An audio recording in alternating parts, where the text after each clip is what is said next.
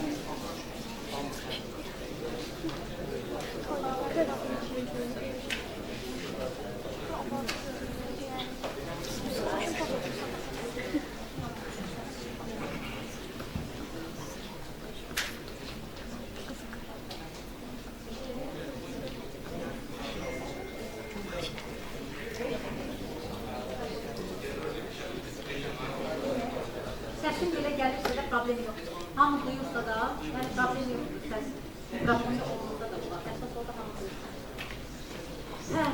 Hipnozun nə olduğunu kim bilir və kimsə deyə bilər mi hipnoz nədir? Necə təsəvvür edirsiniz hipnozu?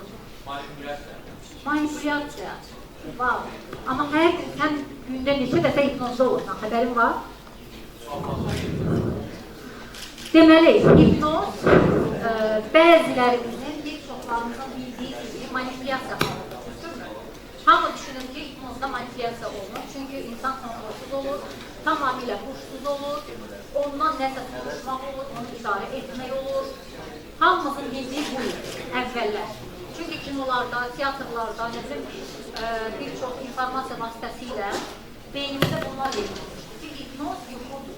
Hipnozda tamamıyla insan kontrolsüz bir halda olur. Ama təəssüflər olsun ki, hipnoz yuxu deyil. Hipnoz beynin dərin təbii olan fokus halıdır. Yəni, diqqətin dərinləşmiş halıdır. Diqqətin dərinləşmiş halı nədir? Gündə siz nə qədər hipnozda olursunuz? Yol gedərkən diqqətiniz dağılır harasa, amma ki gəlib nöqtəyə çatanda baxırsınız, ayılırsınız ki, necə verir, mən bu yola gəldim, çatdım, xəbərim yoxdur. Bu hansı haldır? Hipnozun qapısı və hipnoza giriş anlarıdır. Trans hallarıdır. Amma bizim bundan xəbərimiz yoxdur, değil mi? Çünki elmi adını bildir. Hipnoz necə yaranır? Ümumiyyətlə, hər bir prosesin adı olduğu kimi, texnikanın, insanların, avadanlıqların və s. hər şeyin adı olduğu kimi, təbii ki, texnikanın adı var. Bu da hipnozdur. Niyə görə hipnozdur? Çünki hipnoz zamanı insan tamamıyla relaks və yuxuya bənzər hal alır. MRT elektroensefaloqramması, beyin maqnit rezonans tomografiyası zamanı hipnozun beyin dalgalarının teta dalgasına endiği görülür. Teta dalgasında beyin aktif diqqət oyanıqlığı halındadır. Ondan sonra nə gəlir? Yuxu. Sonra gəlir yuxu. Yəni delta dalgada insan yuxuda olur. Yuxuda isə biz bilinçsiz oluruq, düzdürmü? Necə ki biz teta dalgasında ayıq oluruq, bilinçli halda oluruq. Sadəcə olaraq bilincimiz nə olur? Keçir arxa plana gözləyir, amma biz tamamıyla oyanıq. Diqqətimiz fokuslanır hara? Daxilimizdə. daxildəki problemlərimizə, necə ki, bayaq dedik, maşınla gedirik, hansısa bir fikrimiz dalıbdır, amma nöqtəyə çatanda yol yadımızda deyil ki, necə gəlir. Bu sizin təbii bir hipnoz halınızdır və gündə siz 2 dəfə, 3 dəfə bu halı değişirirsiniz. Səhər yuxudan oyandığınız halı yadınıza salın. Necə olur? Ala qaranlıq, ala yıxılır. Yarı oyaq, yarı yatmış halın.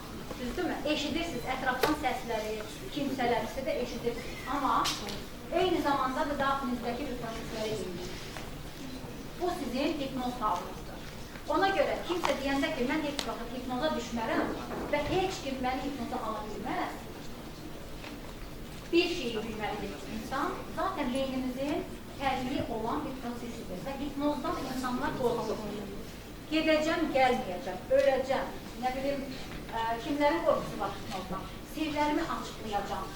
Hipnozda insan qeyri-ixtiyari heç bir sirrini, problemini danışır.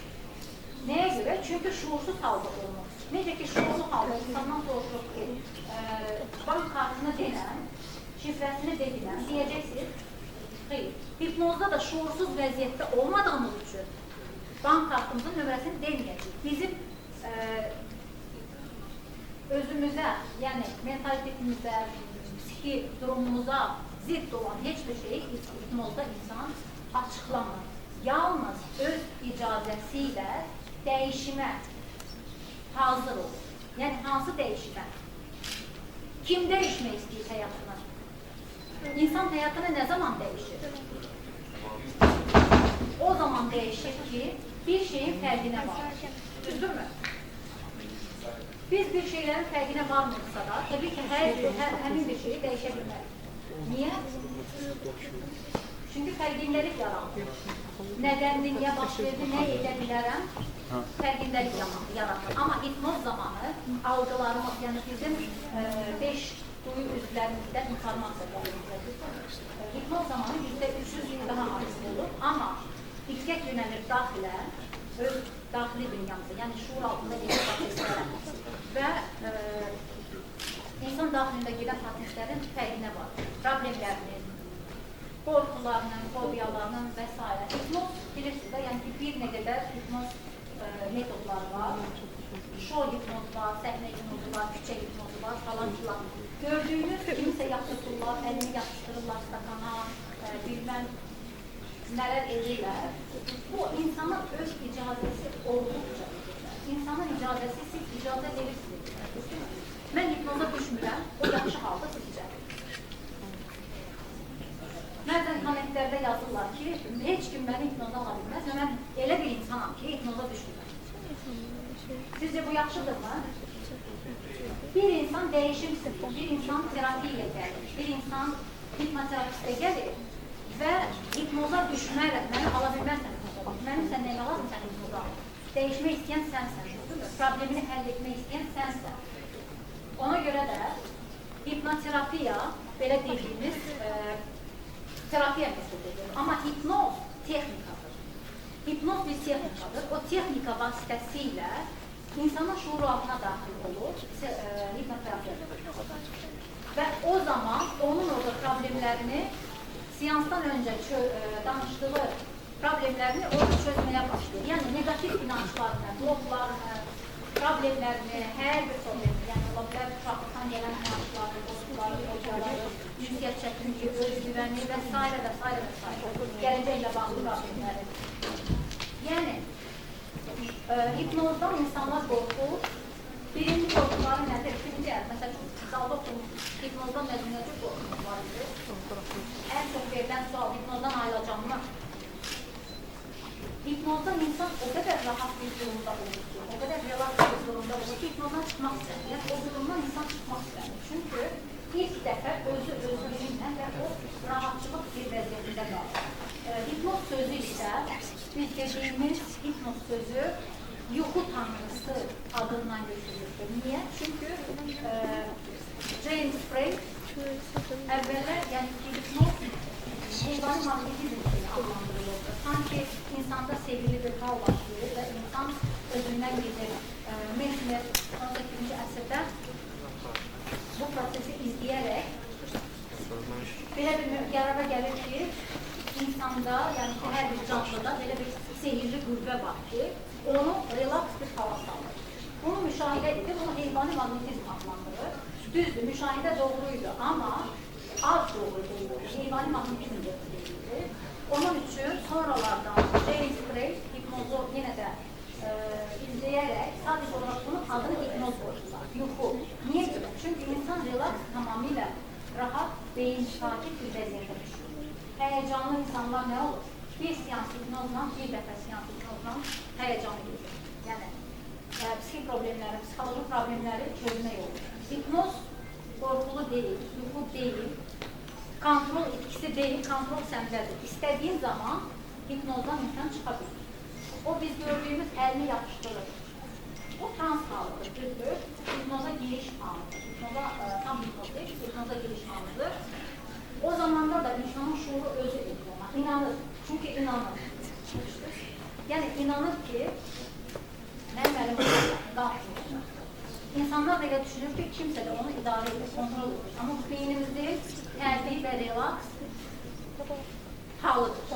Hipnoz, dedik, yuxu deyil, hipnozla nələr etmək olur?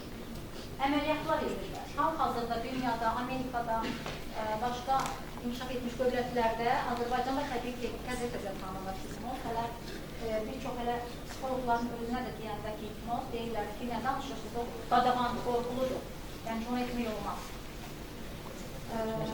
Amma ki, bir şey var. Bir şeyin biz dərinliyinə varanda, qorxduğumuz şeyin üstünə gedəndə, araşdıranda, öyrənəndə biz baxırıq ki, həmin şey heç də bu qədər qorxulu deyil. Sadəcə olaraq bizim təsəvvürümüzdə yanlış inançlar, yanlış sözlər yatır və buyur. İndi belə edək. Sizin öz səyinizdən asılır. Hər kəs dura bilər və bir dənə texnika edək, onu edək. Bir texnika edək, hər kəs dura bilərmi?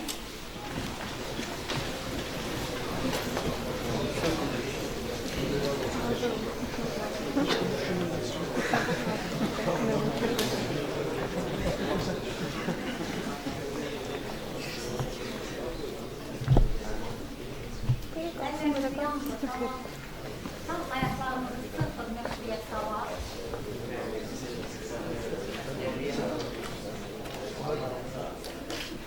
Dərindən nəfəs alar.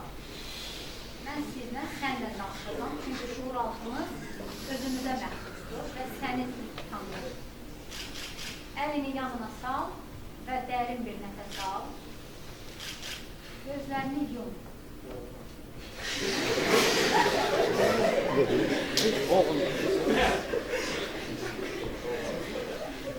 Gözlərini yum.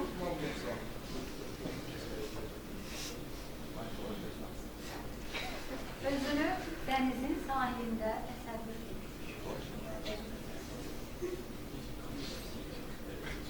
Dənizin sahilindəsən və dənizə doğru baxırsan. Uzaqda bir gəmi görürsən. Əlinin səsi ilə özünü o gəminin içində bulacaq. Və budur, sən gəminin içindəsən. Sahilə doğru baxırsan. Dənizdə bir fırtına qopur, külək başlayır. Güclü bir külək başlayır. Və gəmi sallanır. Sağa, sola. Sağa, sola. Gəmi sallanır. Sağa, sola. Və sən özünü saxlaya bilmirsən. Daha da sallanırsan. Gəmi də sallanır, sən də sallanırsan. Və 1, 2, 3. Gözünü aç. Buradasan. Bu hal sizin hansı halınızdır? Haradaydı? Diqqətiniz haradaydı?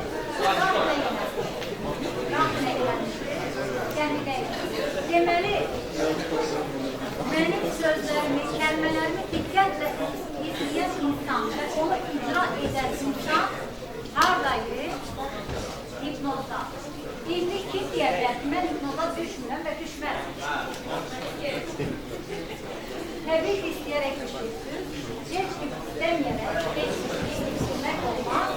Hipnozla onlardan biridir. Hipnozla nələr edilir? Hipnozla nələr edilir? Hipnoz nəyə xeyir? Hipnoz ona xeyirdir ki, insanda transformasiya başlayır. Özündə baş verən problemlərdən üzrə qalır, onların fərqinə varır və ilk dəfə dəyişimə hazır olur. Təbii ki, heç kimi istəyi olmadan dəyişmək mümkün deyil. Hipnoz isə yuxu deyil. Hipnoz diqqətin ən yüksək, dərinləşmiş halıdır, fokuslaşmış halıdır. Kameranı görürsünüz. Kameranın necə fokusu var, onu quraşdırırıq, hansısa bir obyektə yönəldirik, o obyekti büyüdürür, çəkirik, şəffaflaşdırırıq, düzdürmü? İnsanın da daxilində belə bir proses var beynində, o prosesi nə edirik? Özümüz edirik. Beynin təbii halıdır.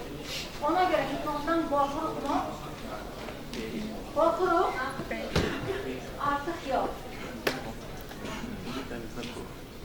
Kiminsə sualı varsa da buyura bilər. Kontrol etkisi deyil, hipnoz sehir deyil, hipnoz elmidir. Çünki elmi araşdırmalara görə hipnozda insan alfa, delta dalgaların arasında delta dalgasında olur. Bu isə elmidir, elmi terapiya metodudur. Hipnoz isə texnikadır. O texnikadan sonra terapiya gəlir. Çünki hipnozda insanı alıb neyini edir, nəncəl alır. Təbii ki, hipnoterapiya dediyiniz psixoterapiya metodlarından biridir və ən təsirli dünyada VIP sahə olan terapiya sahəsilərindən biridir.